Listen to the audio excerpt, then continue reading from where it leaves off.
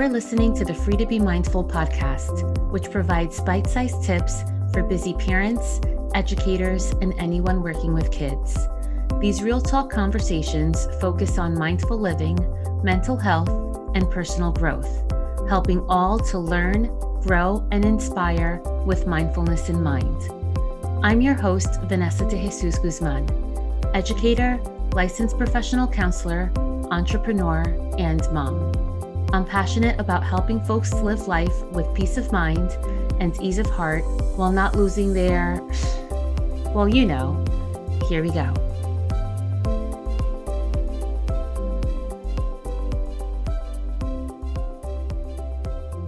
Have you ever tried to practice meditation but have no idea if it's working or even if you're doing it right?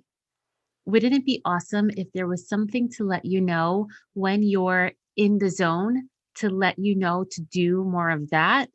Well, there is something that does exactly that. It's called Muse.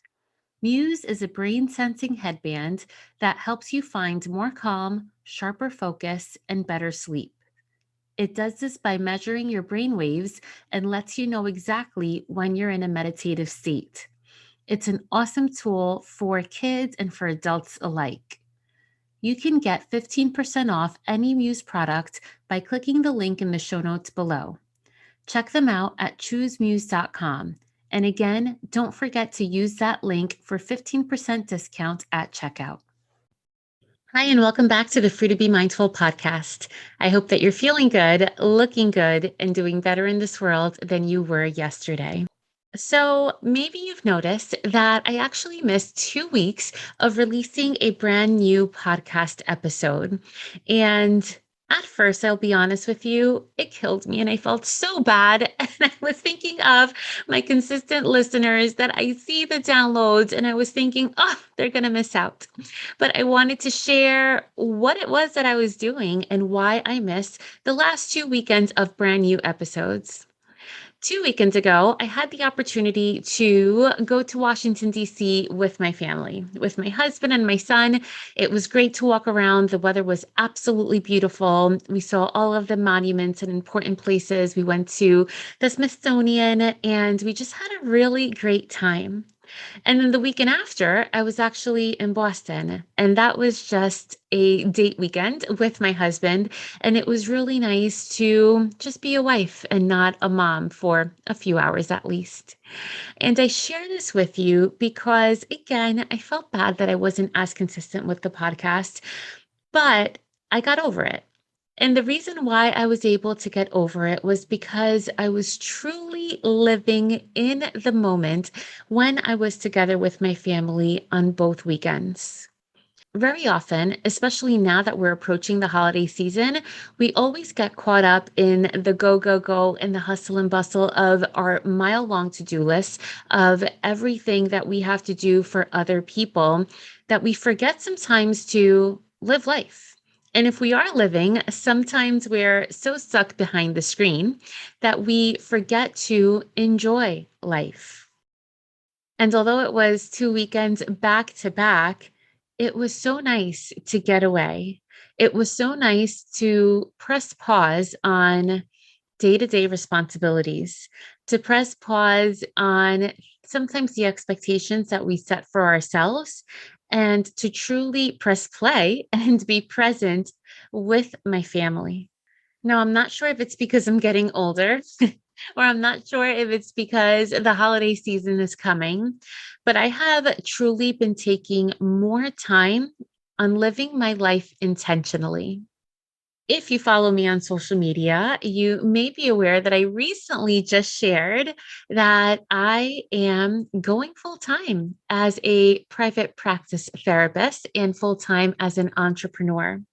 I am closing the chapter on my 18 years as an educator and really deciding to be my own boss, to be in control and full control of my schedule, of working when I want to work and taking intentional time of being present for my family and for myself, of really engaging in self-care, not where I can fit it, but where it fits best for me, where it's important for me to have my self-care and to have the time with those that I want to spend it with.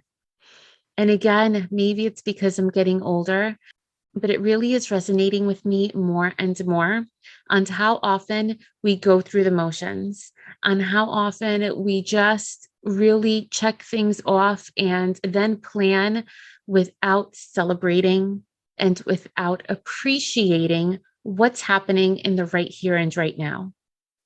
And then we look back in hindsight, which of course is 2020, as they say, but we look back and we think, oh, I wish I would have appreciated more when I spent time with this person. Or I wish I would have done blank when I was this age or at this stage in my life. And we really can make a concerted effort to think on the, oh, I wish I would have, and really cut out the shoulda, woulda, coulda, and really live with intention and really say, okay, this action may be disappointing this person, but it's really going to benefit my children, my family. This action is really going to benefit me. And sometimes it's really difficult to do, especially as an adult whom others depend on, whether it be a familial dependency or a career dependency. But we only get one short lives, my friends. We are really put on this earth, hopefully, to do the things we love. And I consider myself extremely fortunate to have a passion, a career, a vocation, an opportunity to do the things that I love. And I'm looking forward again to do them on my own accord, to do them when I would like, and to do it how I would like. And I acknowledge that that is a privilege. And I acknowledge that it isn't an opportunity that everybody has or a step that everybody makes. However, when you can take control, perhaps not of your job, but when you can take control of your thought, of your reaction, of your responses, of the way in which you live life, it makes such a difference. It makes a difference in your mindset. It makes a difference in the way that you look at things in the world. And it makes a difference in the way that you show up. We don't know how long we have on this earth. Our days are counted. And I know that that can sound quite morbid. But when we make the best of each and every moment and each and every day, we can hopefully look back when we're old and gray and smile and not think of the what if. So as we approach the Thanksgiving weekend, which this year it seems like it's much more present and much more perhaps exciting than it was last year in 2020 when things were a little bit more challenging, to say the least. I hope that we're really able to take the opportunity to not only think of what we're grateful for. It's so easy to say, I'm grateful for my family and my house and my friends and for having a roof over my head and to having food to eat. And of course, yes, those are all things to be grateful for. But there's so much more that we can truly appreciate, not just on Thanksgiving, but on each and every day. There's so many things outside of ourselves. Yes, the materialistic things that we have, that we own, tangible things that we can hold. But there's so many other things to really be appreciative of. Even taking the time to reflect back on 2020, to think of the type of person you were then, to think of the type of experiences you were going through then, and to compare them where you are now. And not to say that it's all been rainbows and butterflies. Of course, life is like a roller coaster and there are ups and there are downs all the same. However, when we take the moment, the opportunity to reflect on those ups and downs, to reflect on the opportunities, to reflect on doors that have closed and how we have gone around those and have created perhaps things that we didn't know that were once possible. That is how we grow as people. And hopefully we can take those chances, those times, those opportunities, and learn from our mistakes, learn from our experiences, learn from things that happen to us and to those around us. Take that, grow as people, and hopefully we can then inspire others, whether they are our kids that we work with or those that we live with, but also inspire our own peers, our colleagues, our family members, and even strangers to really be the best that you can be on our journey around this earth a few times. So as we embark on the Thanksgiving week, I really hope that you can take the opportunity to reflect, to perhaps write down, or to just take some quiet moments. Think about your blessings. Think about the opportunities. Think about all you've been through, the good, bad, and the ugly. Think about how you've grown as a person. Think about your talents. Think about all you had the opportunity to do.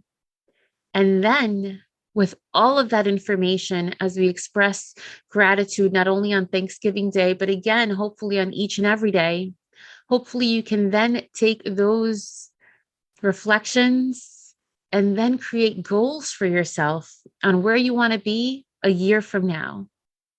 I always take advantage of the season, starting off with my birthday in September. And then as we go into Thanksgiving and the holidays, and then into New Year's, I take the time to reflect and then take the time to plan on the things I want to conquer in the new year. Not so much as New Year's resolutions. There's an own podcast episode about that, but more so on goals, more so on things I want to achieve, more so on the person that I want to become, on personal goals that I set for myself. And just imagine if each and every person took opportunities to reflect and then to plan, to live, and to appreciate every single moment.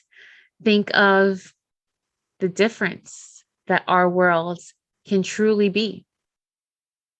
So, my friends, with that, I truly wish each and every one of you a happy Thanksgiving. I hope that you're able to appreciate the loved ones around you and those that you have in your hearts and that you hold in your mind. I hope that you are able to express gratitude for all that has happened this year, for again, the highs and the lows and the good and the bad, to acknowledge mistakes, to acknowledge lessons learned, to let things go so that they don't hold you down, and to grow. So right now, regardless of where you are or what you're doing, take this moment to think of those things that you are grateful for. And really being aware that sometimes things come to mind quickly. And when they don't, to not hold any judgment over your mind, but just to allow that feeling to go. And perhaps thoughts may come a little later. But in case you do need ideas of all of the things in your lives to be grateful for, I'm going to provide you a list right now. I invite you to be fully present as I read this list.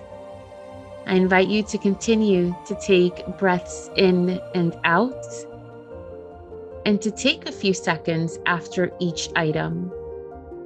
Perhaps bring a smile to your face and think of all of the things that you can be grateful for and hopefully are.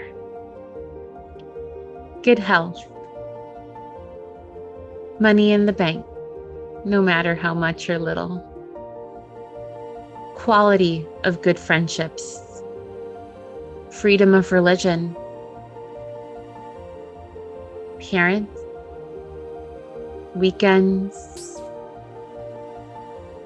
partners or spouses, significant others and loved ones,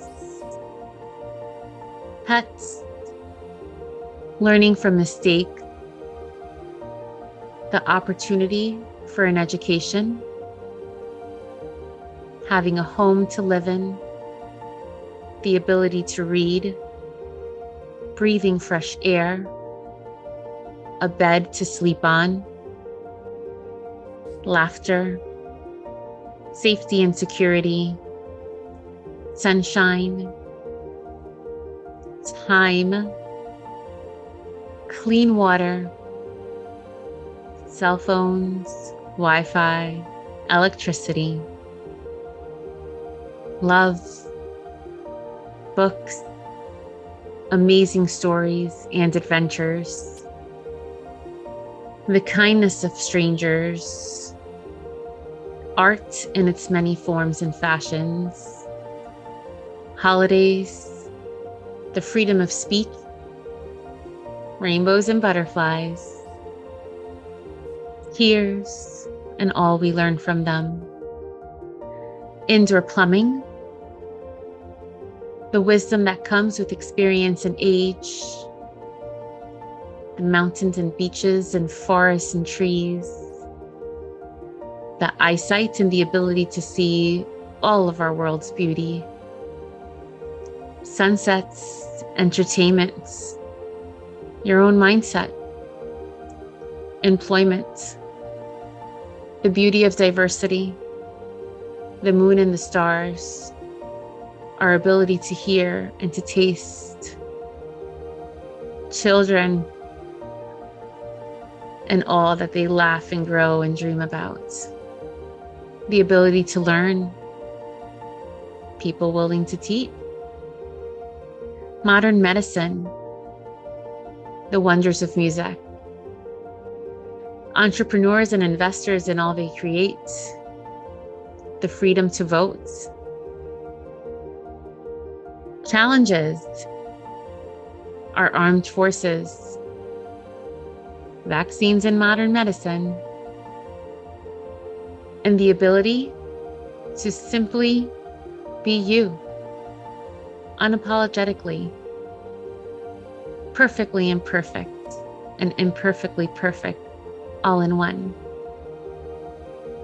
I hope that on this Thanksgiving and each and every day, you are able to say thanks and express gratitude and show those you love how much you care for them as well. Have a great week. I hope you enjoyed this week's show.